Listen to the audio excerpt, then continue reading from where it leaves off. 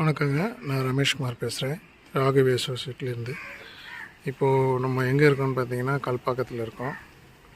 இங்கே ஒரு சைட்டு நம்ம கிளைண்ட்டு நமக்கு கொடுத்தாங்க. இப்போ பார்த்திங்க அப்படின்னா பாண்டிங் ஒர்க்கு முடிச்சுட்டு பெயிண்டிங் ஒர்க்கு ஸ்டார்ட் பண்ணிட்டோம்.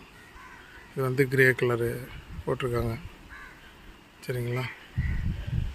இந்த ஏரியா மொத்தம் புது போர்ஷனு.